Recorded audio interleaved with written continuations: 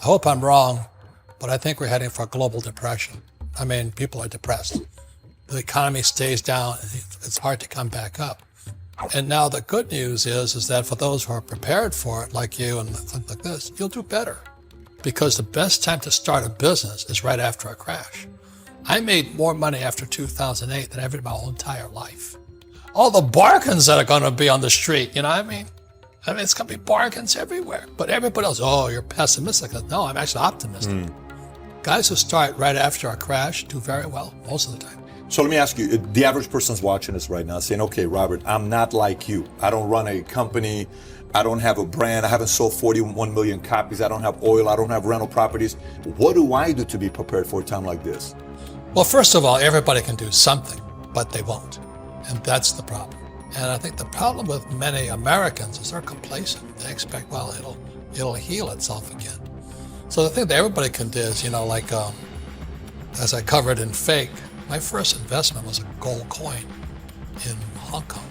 I bought a Krugerrand. I was flying off an aircraft carrier in Vietnam, and I went to Hong Kong and I bought a gold Krugerrand. The date was 1972. The reason the date's important is because in 1972 it was illegal for Americans to own gold. So I had to smuggle that little puppy into America. I put it in my pocket, came off the ship, and nobody checked, But I felt like a criminal as I smuggled this gold coin because it was illegal for Americans to own gold after 1933 under Roosevelt. But that gold coin today is worth almost $2,000. Because I understand money, that, quantitative counterfeiting and zero interest rates, I don't trust the dollar. So for most of my life, I've saved gold and silver.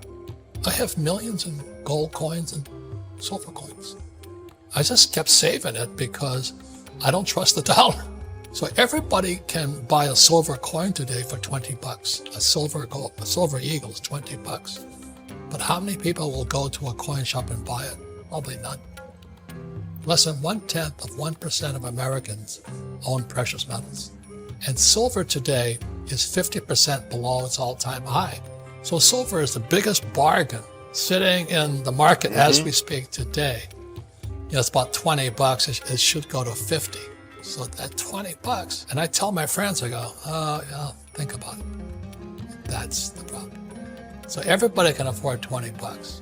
Kids can afford $20. The thing is, people won't do it. And you know that too when you deal with people. Most people are pretty sedentary. They want to do the same old thing. Sure. I'm happy. Nothing's going to happen. Oh, you're just trying to scare me. But I was talking to my doctor last night. He says, you've been saying this stuff for 25 years. I never listened to you. You should have gold and you should have silver. You should have museum quality art and real estate. Income producing real estate. Like I have a friend in Panama. He has an avocado farm. So he's sitting in Panama growing avocados. He says, because people have to eat. Another friend of mine is growing blueberries. But another friend of mine, he moved up to, he was from Seattle, excuse me. He had a big house. His kids all moved out. So he converted the kids' bedrooms into one-bedroom apartments. So he put a kitchen and he put a toilet inside his little bedrooms. And so he now rents out 4 bedrooms. He's making more money today than ever before because a lot of workers commute to Seattle. So they come in, they check in, they come in on Sunday night, they check out Friday afternoon. It's at a little house. He's making more money. And there's something you should know about, technology. Look at all these cameras. Okay, it's called the Lindy effect. This Nassim Taleb wrote about it. He says anything that's been new in the last 20 years will be gone in 20 years. What's going to survive is old. So everybody thinks, well, technology is going to make it.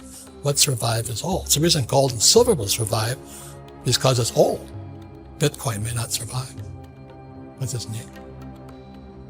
So I'm not telling you what to buy. I'm just telling you how to think. So Nassim Taleb has a book called Anti-Fragile, which is good. Excellent read. It's fantastic. Yeah. He's a smart guy. Oh, yeah. But he writes about, how we have in school today, we're raising snowflakes. You have to have safe rooms. You can't trigger, you can't say anything, So we're raising a bunch of snowflakes. And he says the guy that's going to survive is somebody who's not fragile, anti-fragile. So what he says is this, whatever doesn't kill you will make you stronger.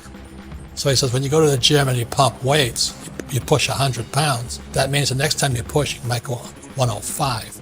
So bad times will make the strong stronger.